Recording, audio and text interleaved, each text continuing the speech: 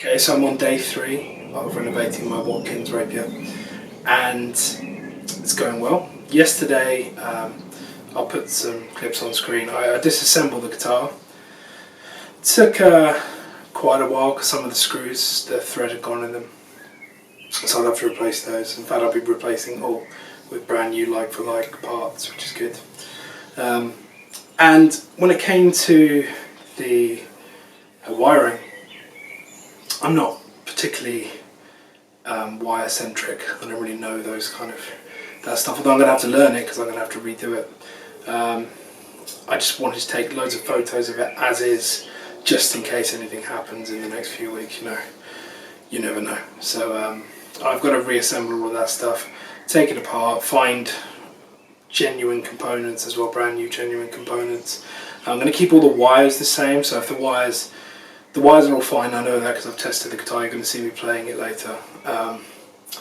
But if the wires stay the same, I imagine it's going to sound relatively similar by the time that it's all back in, all the brand new stuff's back in.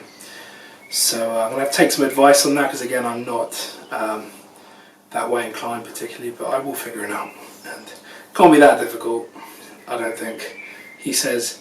And then we spent yesterday sanding. I spent all day yesterday sanding, and it got it to a result not dissimilar to this.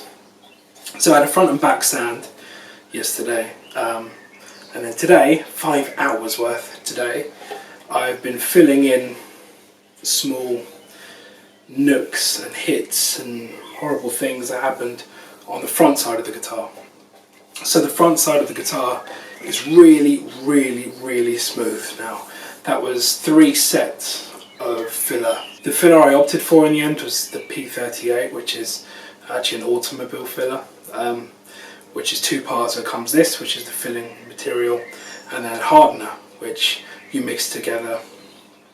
You mix together on a hard surface so that none of it's absorbed immediately. What I wanted to do is put it on cardboard, because there's so much cardboard in this fucking room, and just spread it around, but that immediately absorbs it, which is not good.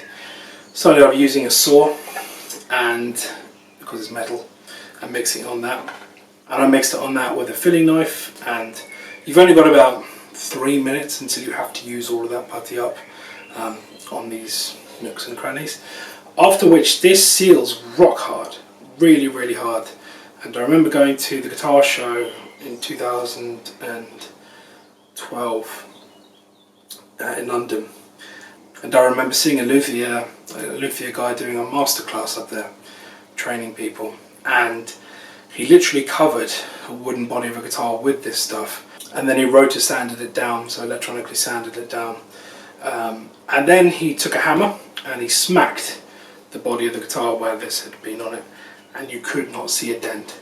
To this day I swear the hammer was fake, but it made me think, why aren't all guitars covered in this? It's way stronger than lacquer or anything like that. This is like the ultimate. So it's really good, but it takes a really long time to sand it down because it's so hard that it takes a really long time to sand it down. I'm sure there's better sanding materials I could use, but I don't have those right now.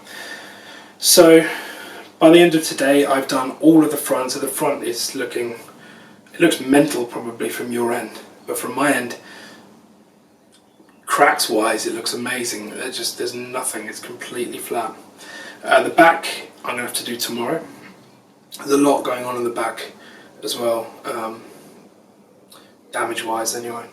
And also tomorrow we're going to be looking at the neck. Now this is the neck as it stands. I've masked off the fretboard, as you can see underneath. And currently I'm going to leave it soaking overnight. There's some stripping liquid on it to get those top 3 layers of lacquer off, which I'm going to need to take off to start rectifying some of these issues. Yeah, it's like a 24-hour lacquer remover. It's just Nitromorse actually, it's just a paint stripper, but this one happens to get rid of the yellow one, that happens to get rid of lacquer too. So this and the back of the guitar are my jobs for tomorrow. Catch me then, bye.